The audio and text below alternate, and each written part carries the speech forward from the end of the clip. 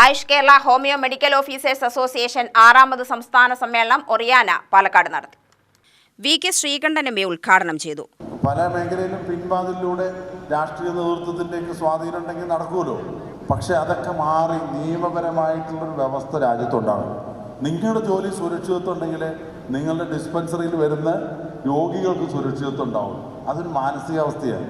ഇവിടെ നമ്മുടെ നന്ദകുമാർ ഡോക്ടർ ഇവിടെ ക്ലാസ് എടുത്തിട്ടുണ്ടാവും. ഡോക്ടർമാരെ എങ്ങനെയൊക്കെയാണ് വേണ്ടതെന്നുള്ളത് ഈ ഡോക്ടർ ക്ലാസ് എടുക്കും. ആ നന്ദകുമാർ ഡോക്ടർ ആയിട്ട് അങ്ങനെ 32 വർഷത്തെ സർവീസ് ഉണ്ടെന്നാണ് പറയും. കണ്ടാൽ പറയൂ. അതാണ് പാലക്കാട് താമസിച്ചാലുള്ള കൂടി ടെൻഷൻ കുറഞ്ഞിട്ടുള്ള സ്ഥലമാണ് പാലക്കാട്. അപ്പോൾ ആയുരാരോഗ്യം വർദ്ധിക്കാൻ പാലക്കാടാണ് നല്ലത്. അതുകൊണ്ട് പാലക്കാടുകാരോടൊപ്പം നിങ്ങൾ ചെലവഴിക്കുക. നിങ്ങളുടെ ആവശ്യങ്ങൾ നിങ്ങൾ 10 വർഷം തികയുക.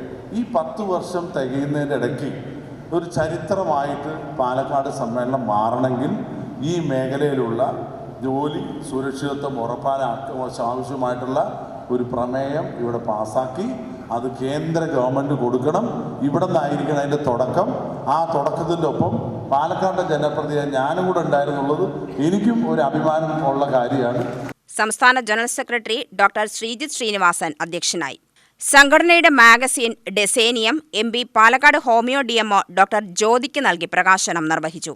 വാർഷിക കലണ്ടറും പുറത്തിറക്കി. മികച്ച സേവനം നടത്തിയ doctor VC Kiran, doctor Sudheer, doctor TP Priyendu എന്നിവരെ ആദരിച്ചു. MPയുടെ ചിത്രം വരച്ചു നൽകിയ മസ്കുലർ ഡിസ്ട്രോഫി ബാധിച്ച യുവാവിന്റെ ആവശ്യമായ ഇലക്ട്രിക് ചെയർ നൽകാൻ MP അറിയിച്ചു. ഹോമിയോപ്പതി വകുപ്പ് director doctor MP Beena, homoeo medical officer doctor Jyothi, doctor Jayanarayanan, doctor Sunitha, doctor Sreekanth, doctor Ramesh Nair, Meera Nimesh എന്നിവർ ആശംസാ പ്രസംഗം നടത്തി. ഡോക്ടർ നന്ദകുമാർ, ഡോക്ടർ അജയൻ എന്നിവർ ക്ലാസ് എടുത്തു.